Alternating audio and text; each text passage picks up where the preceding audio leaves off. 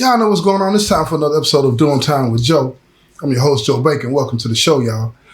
The devil doesn't always come at you with horns and a pitchfork. Sometimes he comes as a whisper in a glass pipe, a promise of a 10-second vacation from your own and broken life. And that's the most dangerous devil of all. This is a story about that whisper and about a woman named Brenda who listened to it. She wasn't a junkie, not at first. She was a mother, a wife, a woman who worked the night shift cleaning office buildings, her hands raw from the bleach, her back aching with the quiet and constant exhaustion. She had a husband, a good man named Thomas, who worked construction when he could find it. And she had a son, a 10-year-old boy named Kevin, who was the one and only light in her gray and weary world. They weren't rich. They weren't even comfortable. They were just surviving. And the weight of that survival was a heavy and suffocating blanket. The whisper came to her in the form of a friend from work, another woman just as tired, just as broken. She saw the look in Brenda's eyes, the look of a woman who was at the end of her rope, and she offered her a vacation. A 10-second trip to a place where the bills, the exhaustion, the quiet and desperate hopelessness all just disappeared. It was just a small white rock, a cracked vial, an empty promise. Brenda said no at first. She was a good woman, a mother. But the whisper was a seductive and patient thing. It stayed with her in the back of her mind. And one night, after a brutal double shift with the weight of her whole world on her shoulders, she said yes. The first hit was a revelation, a bright and blinding flash of a pure and unadulterated euphoria. The world with all its sharp edges and its dull and constant pain just melted away. For 10 seconds, she was a queen. She was free. But then the 10 seconds were over, and the crash came. A fall from a great height back into the cold and hard and unforgiving reality of her own life. And the only thing she wanted, the only thing she needed was to get back up there, to be a queen again. The whisper had become a roar. The one-time vacation had become a full-time addiction. The quiet and hard-working woman was disappearing, and in her place was a new and desperate and hungry woman. A woman who would do anything for another 10 seconds of a false and fleeting peace. The money from her paycheck started to disappear. She would be short on the rent, on the grocery money. She told her husband it was a bill, a fee, a lie. And he, in his own and weary exhaustion, believed her. But the addiction is a greedy and insatiable beast, and it always wants more. The money wasn't enough. So she started to sell the things. Her mother's old wedding ring, her son's video game console, small pieces of her life, traded for small pieces of a white rock. The lie she was living was a cancer, and it was eating her and her family alive from the inside out. She was no longer just a woman who was sick. She was a woman who was becoming the sickness itself. A ghost haunting the ruins of her own and once happy home. And the fall, when it came, was going to be a long and hard and unforgiving one. The house that had once been a home was now just a stage for a slow and tragic decay. The laughter was gone, replaced by a quiet, intense, and constant anxiety. Thomas, Brenda's husband, knew something was wrong. He saw the missing things, the unpaid bills, the hollow and haunted look in his wife's eyes, but he couldn't or wouldn't name the monster that was devouring his family. He told himself it was just the stress, the pressure of their hard life. He was a good man, a man who believed in the woman he had married, and that belief was a blindfold that was leading him and his son straight to the edge of a cliff. Kevin, their son, he knew. Kids always know. He saw the change in his mother. The woman who had once been his whole world, his son, was now a distant and cold and unpredictable moon. She would disappear for hours, for days. She would come home, her eyes wide, her words a fast and frantic blur. Or she would be a ghost, a shell, her body in the room, but her soul a million miles away. He was scared, and he was alone. He was a 10-year-old boy trying to navigate the wreckage of his own and broken home. Brenda was in a free fall. The addiction had her completely. She lost her job. She was no longer just a user. She was a part of the game. She started to do things she had never thought she was capable of. She started to steal, shoplifting at first, then breaking into cars, small and desperate crimes to feed a big and desperate hunger. Her dealer, a low-level hustler with a cold and empty soul, saw the desperation in her, and he saw an opportunity. He offered her a different kind of work, a way to make more money, faster. He wanted her to be a mule, to carry his product for him. She was a woman, a mother. She was invisible, the perfect cover. She said yes. There was no hesitation anymore. The line between right and wrong had been erased by the all-consuming need for the next hit. She was a soldier in a war against herself, and she was losing badly. She started to carry his packages, her own impersonal shame, a constant and heavy weight in her gut. She was a good woman, a mother, a wife, and now she was a drug trafficker, a criminal, a monster. The two worlds she was living in, the world of her family and the world of the game, were on a collision course. And the explosion was going to be a devastating and final one. She had been seduced by a whisper in a glass pipe by the empty promise of a 10-second vacation. And now she was on a one-way trip to a long and hard and unforgiving destination. A cage or a grave. The life Brenda was living was a house of cards, and a hard wind was starting to blow. Her husband Thomas was no longer just suspicious. He was a man on a mission. He had found a pawn ticket for his own and wedding, ring in her coat pocket. And the quiet and denial he had been living in was shattered. He confronted her. The argument was a brutal and heartbreaking thing. She lied at first, the addict's first and last line of defense, but he saw through it. And the truth, the whole and ugly and devastating truth, came out in a torrent of sobs and a shame and a profound and all-consuming regret. Thomas was a man broken. The woman he loved, the mother of his child, was a stranger, a junkie, a thief. He didn't know what to do. He was a simple man, a man of a simple and honest faith.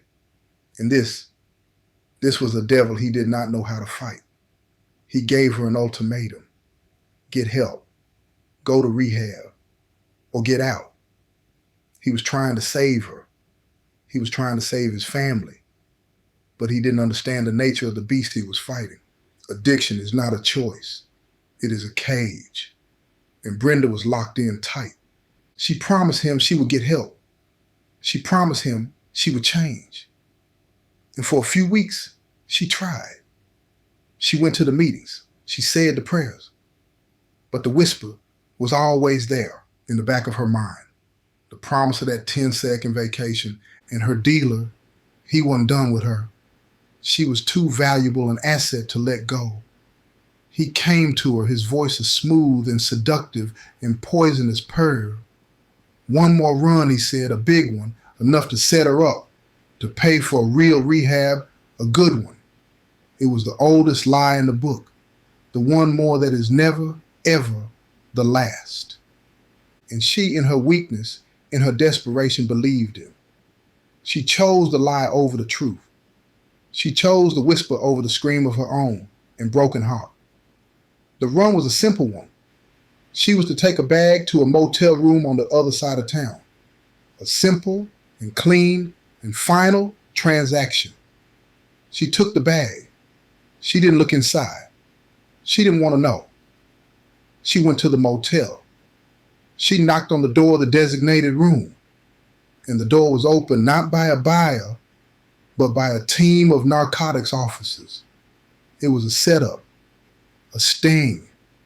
Her dealer had sold her out, traded her for a lighter sentence of his own. Another casualty of the brutal and unforgiving logic of the streets. They found the bag. It was full of crack vial and empty promises. They found the pipe in her pocket. The evidence was overwhelming. As they were leading her out in handcuffs, she saw him, her husband Thomas and her son Kevin, standing across the street watching, their faces a mask of a shocked and profound and final heartbreak. Someone had tipped them off. Someone had wanted them to see. And in that one and final and devastating moment, Brenda's world and her family and her entire and broken life came to a final and brutal and unforgiving end. The trial was a quiet and tragic affair. Brenda was a ghost, a shell of the woman she had once been. She pled guilty. There was no fight left in her. Her husband Thomas was there every day, a silent and stoic figure in the back of the courtroom. He was a man, bearing witness to the final and public death of his own family. The judge, a woman with a reputation for being tough on drug crimes, saw not a monster, but a victim of the addiction, of the streets, of a life that had been too hard too long. But the law is a cold and unemotional thing. Brenda had broken it, and she had to pay. The judge sentenced her to 10 years in the state correctional facility for women. 10 years for a sickness that had been a prison of its own. Walking into that prison was a different kind of rock bottom.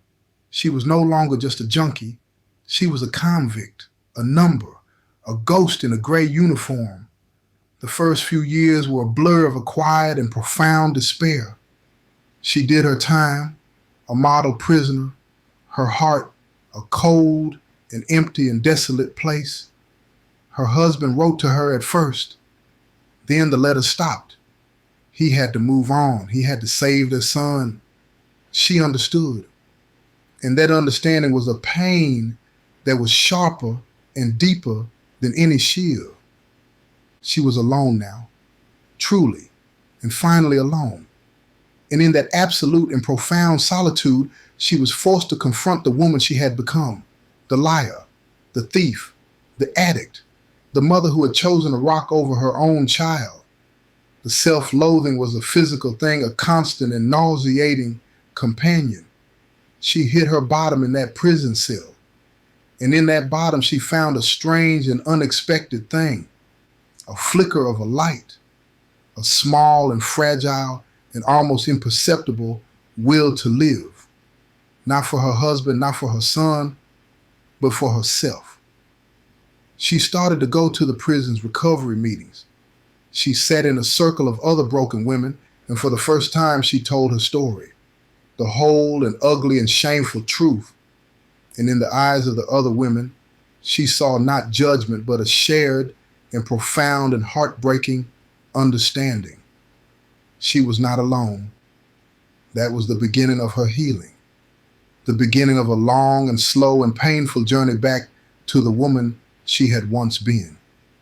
A journey that would take her through the darkest corners of her own and broken soul. A journey that she was, for the first time, ready to take. The recovery was not a straight line. It was a messy and painful and often ugly process. There were days when the craving was a physical and screaming thing inside her. Days when the despair was a heavy and suffocating blanket.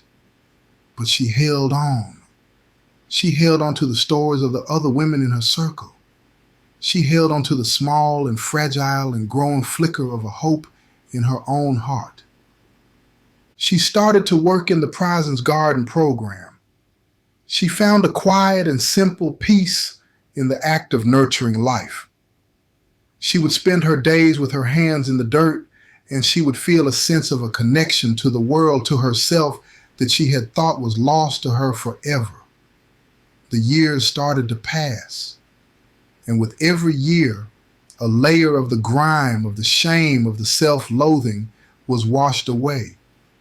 The woman she had been, the quiet and hard-working mother, was starting to reemerge like a flower, pushing its way through a crack in the concrete. On the outside, her family was on its own and difficult journey of healing. Thomas had divorced her. He had to. He had to create a new and stable life for their son, Kevin. But he never stopped loving her. He just loved her from a distance. Kevin was a teenager now, a quiet and serious young man. He carried the scars of his mother's addiction, the quiet and invisible wounds of a childhood that had been stolen from him. He rarely spoke of her. She was a ghost in his life, a memory of a pain he did not know how to name. Brenda wrote to him not often, but her letters were a testament to the woman she was becoming. She didn't make excuses. She didn't ask for forgiveness. She just told him about her garden, about the tomatoes and the roses and the quiet and simple joy of watching things grow.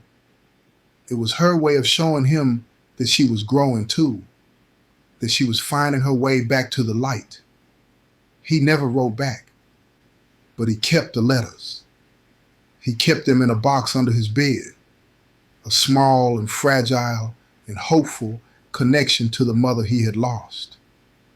In this story, the story of the cracked vials and the empty promises, it's a story about the destructive and devastating power of addiction, a sickness that doesn't just destroy the addict, it destroys the family, the community, the very fabric of a life, but it is also a story about the resilience of the human spirit, a story about the possibility of a second chance, a story about a woman who had been to the bottom of the deepest and darkest of pits and who had, against all odds, found her way back.